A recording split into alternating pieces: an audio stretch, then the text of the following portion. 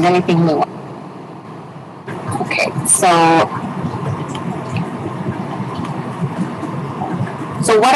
what I think is ideal is to have one track at the top here. This is for your voice. Mm-hmm. One track for the wren song. So then we can overlap those guys. And then the outro, we can have that on another track as well. The reason is that the levels are a little bit different on that one from your recording. So it's easier to adjust the levels if those are on two different tracks. But theoretically, you could also just grab your outro and put it onto your vocal track. So for an episode where it's just you reading, we would expect it to look like this. So we've got your vocal track, wren song intro, outro, and then the outro vocal track as well. Now for when there's two of you reading, then it's going to look a little more like this. We'll zoom way out here. Oh, that's too far. Okay, so here we've got you reading. Here we've got Maud reading. This is the outro vocal track. And then I've got wren song, your wren song track in and out. And then again, the reason these are split up is so that we can set the levels individually. Yeah, I'd like to see how that works. Yeah, so all I was doing here was adjusting the volume in this bar here. Yeah, and that's after, this is in editing. Yeah. Because that was something I realized, like after I'd been spent a long time clipping and editing, skipping, then only a few minutes later I started on Maud and I could tell that the volume was different. I was hoping that, trusting that you would be able to fix that, but I should know as well. Yeah, exactly. So just right in here, you can move this bar up and down to adjust the volume. So this is what I was wanting you to notice too. Here, like you said, your waveform is really small. I think you need to get closer to your mic. Okay. If you get closer to your mic, you'll get bigger waves. Yeah. And I had to adjust both yours and Maud's volume up quite a bit to bring them up to a similar level and B, a loud enough level just in general for the track. Okay. And is there a number for that, or do you just go by ear? Just going by ear. Okay. There's probably some rules of thumb. Mm-hmm. I was just playing it, and like I had my computer volume up, and I was like, what would I want it to sound like if I was listening to it? Right.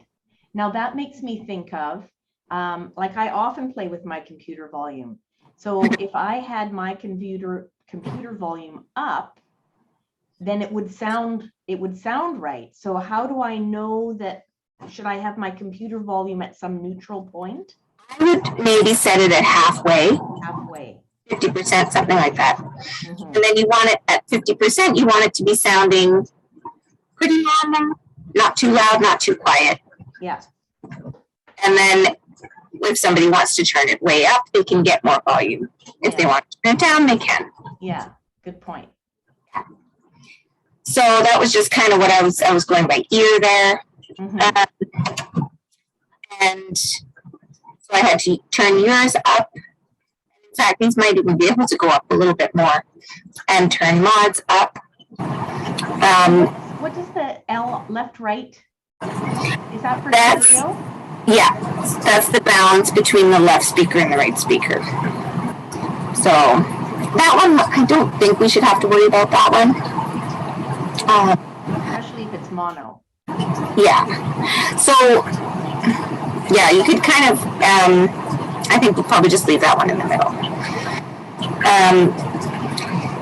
And then the wren song, I turned down as we have done before. I've turned that one quite a bit down. Mm-hmm. I pulled in the two tracks. I put out the empty space at the beginning and the end. So I've got this one starting in like just a second in. Sorry, what?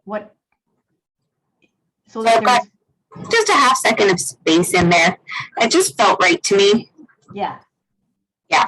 So then I've got them both starting, the wren song and your vocal track starting a half second in.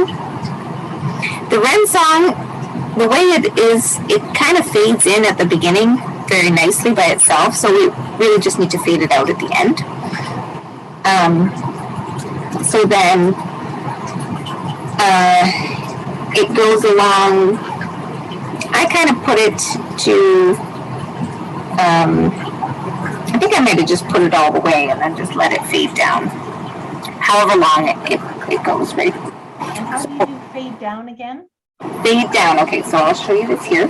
So in the wren song, I'm just going to move over. I just zoomed in on it. Okay, so I'm going to select in the last 3 seconds or so. Mm-hmm. Okay, so I'm just placing my cursor. I can see the yellow bar popping up there. Placing my cursor. And then I'm looking at the timestamp at the top. Mm-hmm. So I'm going from 18. Well, I guess it was about 2 seconds that I did. You can do it longer. That's totally up to you. Mm-hmm. So yeah, so I did from about somewhere in the neighborhood 18 to 16 and a half, something like that, 18 and a half. So make that selection there. And then I just go to Effect, Fade Out. Mm-hmm. And then click on that and it's faded. Okay. So you can see that the waveform has gotten smaller at the end actually. So if I undo this, you can see that that was what it was before. And that's it with fading, right? Yeah. And then the same for the end chunk of wren song. I'm going to scroll all the way over to the end here.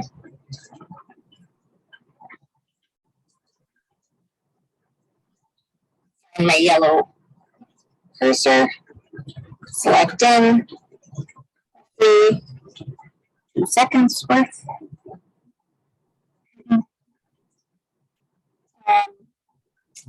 And effect and fade out. And then I put this one so we have about 3 seconds of wren song playing after the final outro. Mm-hmm.